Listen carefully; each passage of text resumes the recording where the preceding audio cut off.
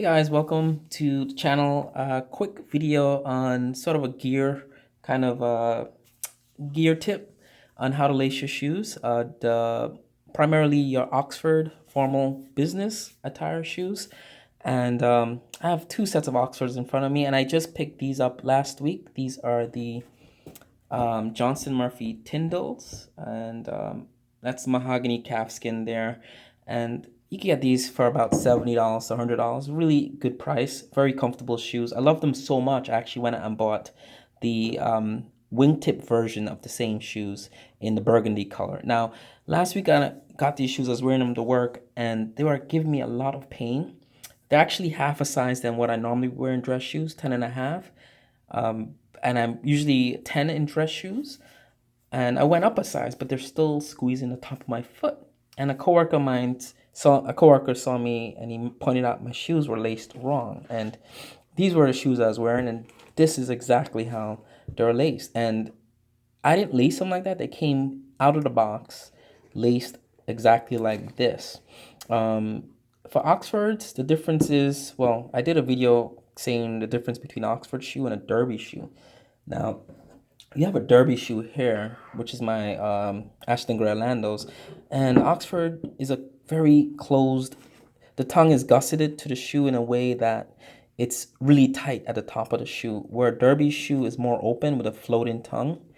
And I'm gonna come back to the shoe. So a derby shoe is much more comfortable to wear, much more, I guess, versatile, but it's less formal. So it loses points for looking formal, but gain points for comfort. And derbies are also very, very breathable. So derbies by design look like that. Oxford by design look like that. Now, a lot of people that sell shoes call all types of dress shoes Oxfords. They're not. Oxford is not like a brand of shoes. It's just the style of the design. Now, Oxford looks formal, but the tongue area is very tight and less breathable because everything's closed inside there. Now, when you lace the shoes like this, where the laces sort of have a ladder style versus a crisscross pattern where it interlaces and locks in place like that. And that also is kind of incorrect. So a lot of shoes come out of the box, and I'm surprised how many shoes I've bought come laced like this. And this is not, I'm not saying it's wrong, but it's not the best way that you'd want to lace your shoes in terms of getting the maximum comfort out of your shoes. So you don't want to lace your shoes like these. And if you want, you could try what I'm about to show you, and you'll see the difference. So I was wearing a shoe like this, and I could actually feel the laces, the way it's just all mashed up under the above the tongue, but inside the V right there is all kind of pushing against the top of my foot, and it was very, very uncomfortable.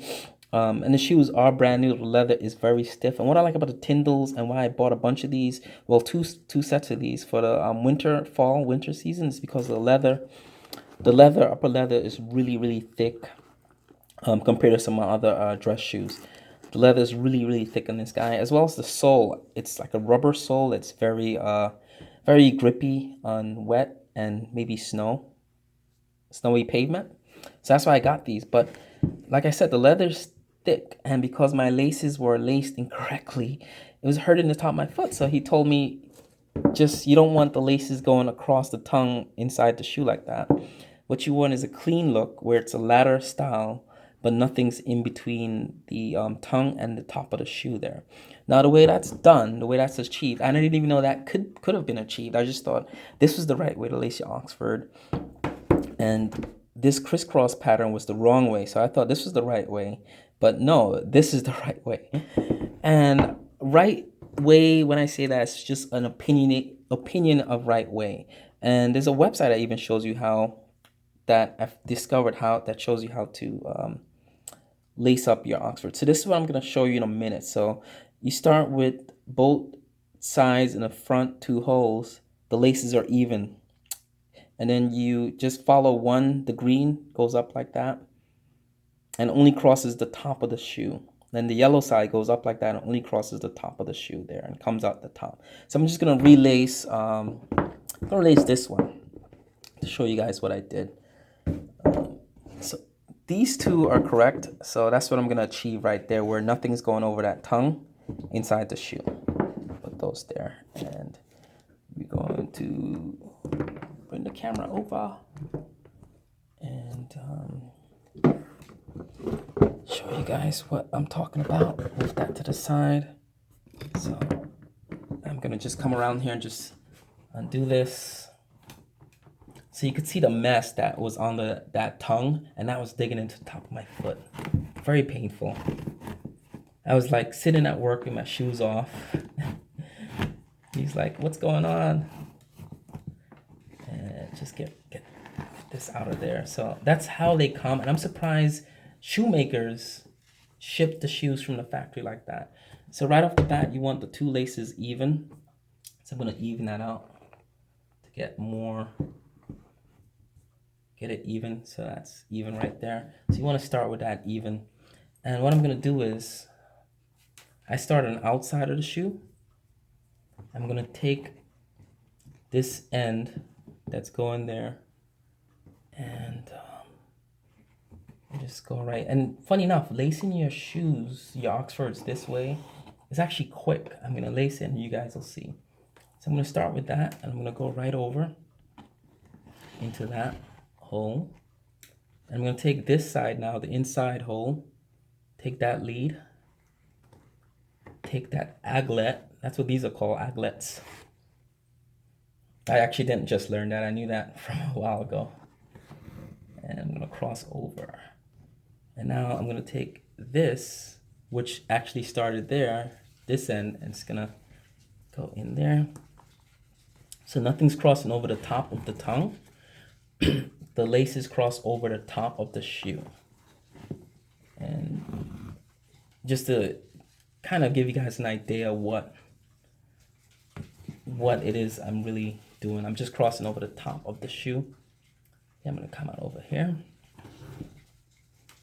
And because my holes are 1, 2, 3, 4, 5, I'm gonna leave it like that, and I'm gonna just tie it off.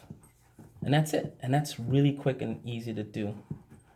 And so you see there in the end, nothing is crossing over that tongue right there, and that's excellent. That's what you want. It's a clean look.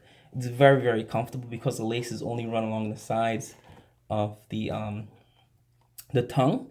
So the tongue has a lot of freedom and space above it. So it's really, really comfortable. A lot more comfortable.